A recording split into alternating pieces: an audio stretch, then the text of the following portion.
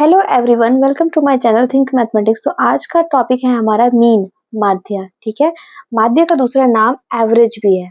ठीक है, एवरेज भी हम इसको कहते हैं। तो माध्य का एक्चुअल मतलब क्या है? The sum of the value of all the observation divided by total number of observation. सभी प्रेक्षणों के योग को जब प्रेक्षणों की संख्या से भाग दिया जाए तो उसे माध्य कहते हैं। देखिए मतलब क्या होता है कि जैसे यहाँ पर फुटबॉल के गोल्स दिए हुए हैं, तो ये सारे के सारे इनको हम कहेंगे ऑब्जर्वेशन, जो हमने ऑब्जर्व किया है, या प्रेक्षण। ठीक है, और प्रेक्षणों की संख्या मतलब 1 2 3 4 5 6 7 8 9 10 11, कितनी संख्या है ये। ठीक है, उसे हम बोलते हैं और नंबर ऑफ ऑब्जर्वेशन, और जो ये है उसे कहते हैं ऑब्जर्वेशन। ठीक है, हिंदी में प्रेक्षण और प्रेक्षणों की संख्या। तो इसे मीन को हम इस साइन के साथ दिखाते हैं, एक्स बार। ठीक है, तो x1 plus x2 plus x3 and so on xn divided by n। मतलब ये सारे के सारे जो नंबर्स हैं उनको हम प्लस करेंगे और कितने नंबर्स हैं उससे हम डिवाइड करेंगे। ठीक है, जैसे कि एक हमारे पास एग्जांपल है, एक टीम ने फुटबॉल के 10 मैचों में, ठीक है, निम्नलिखित गोल किए। ये आपको दे रखा है, पहले 2 3 4 5 6। ठीक है, इस तरीके से आपको दे रखा है। अब इसका माध्य निकालना है या मीन निकालना है। ठीक, तो सबसे पहले आप x बार लिखेंगे। ठीक है, और फॉर्मूला क्या होता है? x1 plus x2 plus xn upon n। तो अब इन सबको प्लस कर लेते हैं हम। 2 plus 3 plus 4 plus 5 plus 6 plus 0 plus 1, 3 plus 3 plus 4 plus 3। अब ये कितने हैं ये? ठीक है, 10 मैचेस है। ठीक, तो अब इनको प्लस करने पे हमारे पास कितना आ जाएगा? 34। ठीक, डिवाइडेड बाय 10। जब आप इसको डिवाइड करोगे तो 3.4, मतलब आपका मीन कितना आया? 3.4। अब ये x1 x2 xn है, are the observation fraction with respective frequencies. Frequency मतलब बारंबारता, कौन कितनी बार आ रहा है उसे फ्रीक्वेंसी या बारंबारता बोलते हैं। ठीक है, जिसको f1 f2 f3 fn से हमने दिखाया।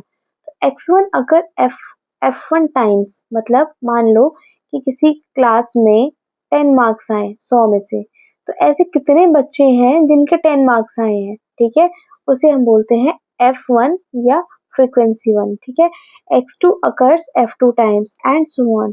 ठीक है, अब जैसे एक एग्जांपल ले लिया हमने। ठीक, 10 नंबर लाने वाले 2 बच्चे हैं। ठीक, 20 नंबर लाने वाले 3 बच्चे हैं। ठीक है, उसके बाद 25 नंबर लाने वाले 4 बच्चे हैं। तो अब ध्यान से देखो जरा, 10 नंबर लाने वाले कितने बच्चे हुए? 2। तो टोटल मार्क्स कितने हो गए? 20। इससे हमने मल्टीप्लाई कर दिया। 20 मार्क्स लाने वाले 60। ठीक है, और 25 मार्क्स वाले 4 बच्चे हैं, तो टोटल मार्क्स कितने हो गए? 100। मतलब इसको आप प्लस कर दोगे, मार्क्स टोटल कितने हो गए? 180। और स्टूडेंट कितने हैं? 9। ठीक है, 20।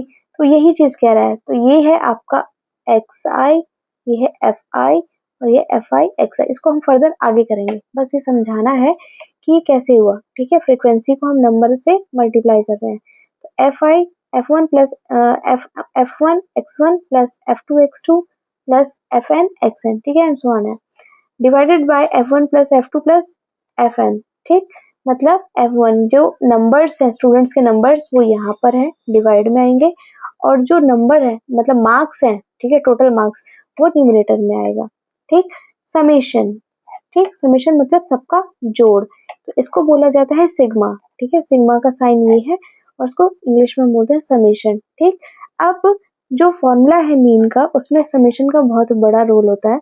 इसको हम इस तरीके से दिखाते हैं, एफ आई एक्स आई। ठीक है, जैसे यहाँ तक है, तो आई जो है 1 से लेके n तक होगा। ठीक है, उसी तरीके से एफ आई मतलब आई जो है 1 से लेके n तक होगा। आप इसको ऐसे भी लिख सकते हो, F I X I divided by F I.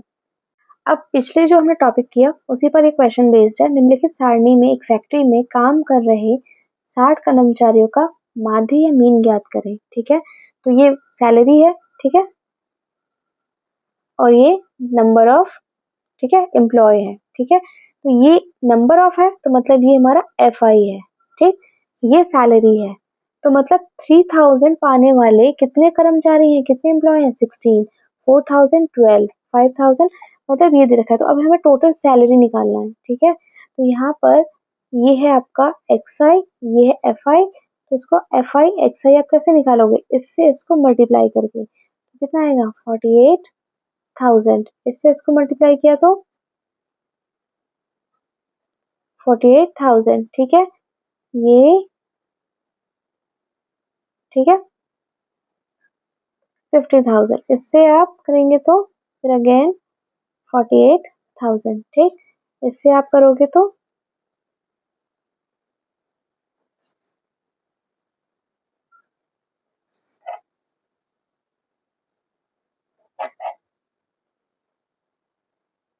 ठीक है। अब इसका क्या है, मीन निकालना है आपको। चलिए अब इसको प्लस किया तो कितना आएगा हमारे पास,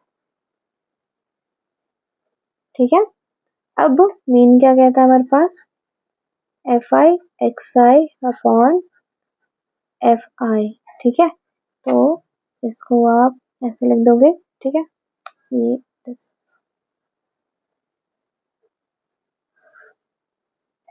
और इसको आप 60 से डिवाइड कर देंगे, ठीक है, ये कट गया, और इसके बाद आप इसको डिवाइड कर दोगे तो 5083.333, आप इसको ऐसे लिख सकते हो 5083.3, ठीक है, अप्रोक्स, ठीक। अब ये वर्ग चिन्ह या क्लास मार्क है, ठीक है। अब पहले आप समझ लो इसका फॉर्मूला क्या होता है, upper limit plus lower limit by 2, ठीक है, तो ये आपको ध्यान रखना है, इसमें बहुत सारे क्वेश्चन पूछे जाते हैं। तो class mark equal to upper limit plus lower limit by 2। Class mark को समझाने के लिए सबसे पहले आप क्लास इंटरवल समझो क्या होता है। क्लास इंटरवल, जैसे अगर मैं बोलूं कि एक बच्चे के मार्क्स 10 से लेके 20 के बीच में है, ठीक है, मतलब 10 हो सकता है या 20 से कम, ठीक, 20 से कम होना चाहिए, या बोलो 20 से 30 के बीच में है, मतलब इंटरवल यहाँ से यहाँ के बीच में, ठीक है, इसे हम क्लास इंटरवल कहते हैं, ठीक है। अब ये आपको क्लास इंटरवल ऐसे दे रखा है 11 से 13 के बीच, 13 से 15, 15 से 17, 17 से 19, ये गैप हमेशा इक्वल रहता है। विद्यार्थियों की संख्या, अगेन ये आपका एफ आई है।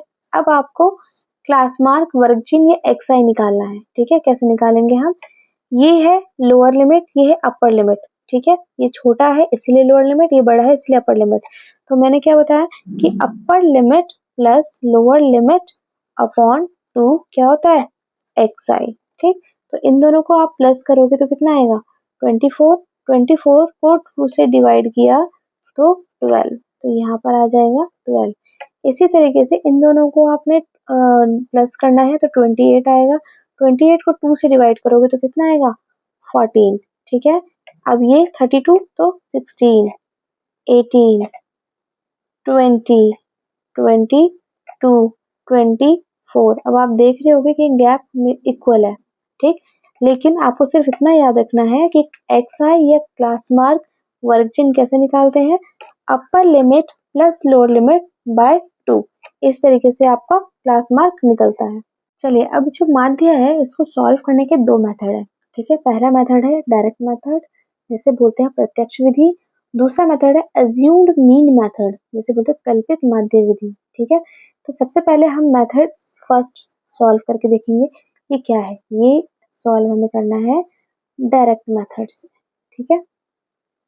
तो डायरेक्ट मेथड सिंपल है, एफ आई एक्स आई आपको करके करना है, ठीक। तो सबसे पहले आपके पास दैनिक व्यय, ठीक है, परिवारों की संख्या, तो परिवारों की संख्या तो ये एफ आई है, अब आपको एक्स आई निकालना है, ठीक है, एक्स आई कैसे निकालेंगे, इन दोनों को प्लस किया और डिवाइडेड बाय 2, तो यहाँ पर इसको प्लस करके 250, ठीक है, 250 डिवाइडेड बाय 2 करोगे तो कितना आएगा 125, ठीक है, इन दोनों को प्लस करके करोगे तो 175, 225, 275 और यहाँ पर 325, ये आपका एक्स आई आ गया, ठीक है। अब एफ आई एक्स आई का मतलब होता है कि एफ आई को एक्स आई से मल्टीप्लाई करना है, इन दोनों को आप मल्टीप्लाई करोगे तो कितना आएगा 500, ठीक है, इन दोनों को मल्टीप्लाई किया तो 875, ठीक, और यहाँ पर आएगा 700, इन दोनों को मल्टीप्लाई किया था, इसको किया तो 550 और इसे किया तो 650, ठीक है। अब क्या है, इनको आप प्लस करना है, प्लस करने पर हमारा आएगा 5275, ठीक है। और परिवारों की संख्या FI ये आपको दिया हुआ है, कितना है 25, तो ये 25। अब मीन क्या होता है, x bar equal to FI XI upon FI, तो FI XI कितना दे रखा है 5275 डिवाइडेड बाय 25, ठीक है। और इसको जब आप डिवाइड करोगे तो आंसर कितना आएगा 211। ये है आपका डायरेक्ट मेथड, ठीक है। चलिए अब हम दूसरा मेथड करते हैं, अज्यूम्ड मीन मेथड। चलिए अब अज्यूम मेथड को हम सॉल्व करते हैं। उसके लिए पहले से लिख रखा है दैनिक व्यय परिवारों की संख्या XI, हमने पहले ही निकाल लिया था। अब आपको निकालना है DI। DI क्या होता है XI माइनस A, और A क्या होता है पहले वो देखते हैं। देखिए आपको यहाँ पे क्या कितना दे रखा है 1 2 3 4 5, ठीक है। तो इसमें से बीच का नंबर हम लेंगे, ठीक है, मतलब कि ये वाला, ठीक। ये ऑड है इसलिए हमने बीच का लिया, और अगर इवन होता तो कोई सा भी दो में से एक ले सकते हैं, तो हमने इसको A मान लिया, ठीक। इसको A मानने के बाद 225 में से 125 को माइनस करोगे तो कितना आएगा हमारे पास -100, ठीक। क्यों, क्योंकि ये छोटा है और ये बड़ा है, ठीक। इसीलिए हम क्या करेंगे, इसमें से इसको माइनस किया तो -100 आया, इसमें से इसको माइनस करोगे तो कितना आएगा -50, इसमें से इसी को माइनस किया तो 0, ठीक है। अब ये बड़ा है और ये छोटा है, तो 275 में से 225 को माइनस करोगे तो कितना आएगा, हमारे पास आएगा 50, और यहाँ पर आ जाएगा -100, ठीक है। ये आपका DI आ गया। अब आपको फिर से क्या निकालना है FI DI, मतलब इसको इस वाले FI से मल्टीप्लाई करना है। इससे आपने इसको मल्टीप्लाई किया तो कितना आएगा -400, यहाँ पर -250, 0 से मल्टीप्लाई करोगे तो 0 ही आएगा, ठीक है। 100 और यहाँ पर आ जाएगा, ये प्लस का है, और यहाँ पर 200। अब देखो प्लस वाला कितना है 300 है, और यहाँ पर माइनस वाला 650, माइनस करोगे तो कितना आएगा 350। अब देखो माइनस वाला बड़ा है ना, इसीलिए आपको कौन सा साइन रखना है, माइनस का रखना है, ठीक है।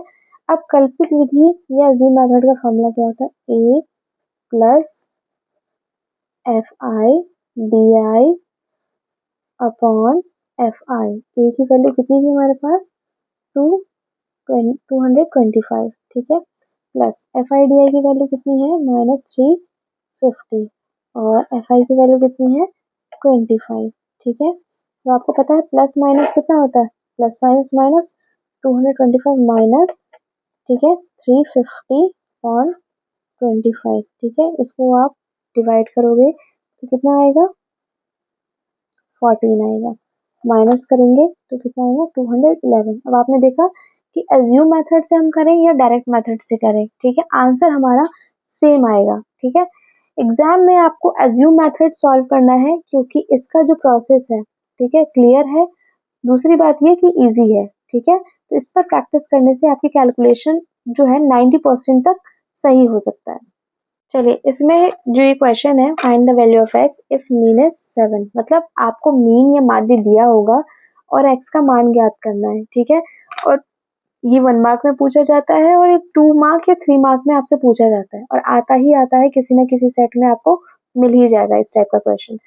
तो सबसे पहले आपको x की वैल्यू निकालनी है, तो आप क्या करोगे, इन सबको प्लस करोगे, है ना। तो 4 + 5 + 6 + 7 + 8 + x अपॉन कितनी संख्या है 1 2 3 4 5 6, ठीक है, 6 है तो 6। अब मीन कितना दे रखा है आपको 7, इसको प्लस किया तो कितना आएगा 30 + x अपॉन 6, ठीक है। हम क्रॉस कर दें इसको, तो क्रॉस करने पे क्या आ जाएगा 7 × 6 = 30 + x 42 आ जाएगा। अब ये इधर हो जाएगा तो माइनस में, तो x = 42 - 30, दैट मीन्स x की वैल्यू कितनी आ गई 12। बस आपको इतना करना है, ठीक है। तो वैल्यू ऑफ x निकालना है तो मीन आपको दिया होगा। ऐसे ही आपको ये वाला क्वेश्चन दे रखा है, find the value of x if mean is 53, ठीक है, x का मान ज्ञात करें यदि माध्य 53 है। तो सबसे पहले xi निकालना होगा हमें, इसको मैं डायरेक्ट मेथड से सॉल्व कर रही हूँ। तो 0 + 20 / 2 तो ये 10 आ जाएगा, ठीक है, ये 30 आ जाएगा। ठीक, यहाँ पर आ जाएगा हमारा 50, यहाँ आ जाएगा 70 और यहाँ आ जाएगा हमारा 90। अब FI XI करना है, मतलब इन दोनों को मल्टीप्लाई, तो यहाँ पर हमारे पास 120, ठीक है। अब 32 को 50 से मल्टीप्लाई करेंगे तो कितना आएगा 1600, ठीक है। अब ये आ जाएगा हमारा 70 के मल्टीप्लाई करना है और ये आ जाएगा हमारा, ठीक है, 1170, ठीक। अब क्या करना है, आपको इसे प्लस करना है, प्लस करके आपका कितना आएगा प्लस 70 के, ठीक है। और इसको प्लस करोगे क्योंकि FI है, FI को आपको प्लस करना है, तो ये आएगा 72 प्लस के, ठीक है। अब मीन क्या कहता है, FI XI अपॉन FI, ठीक है।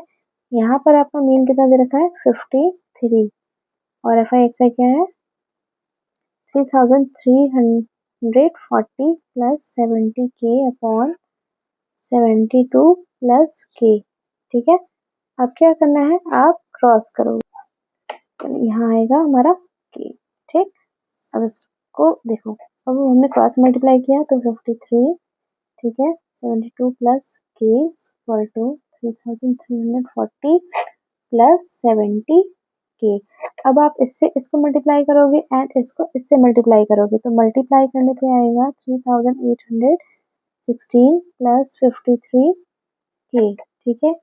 और यहाँ पर आप एज इट इज इसको लिख दो, ठीक। अब क्या करना है, इसे आप इधर ले जाओ और इसको इधर ले जाओ, ये प्लस में तो उधर गया तो माइनस में, ये भी प्लस में तो इधर आएगा तो माइनस में, तो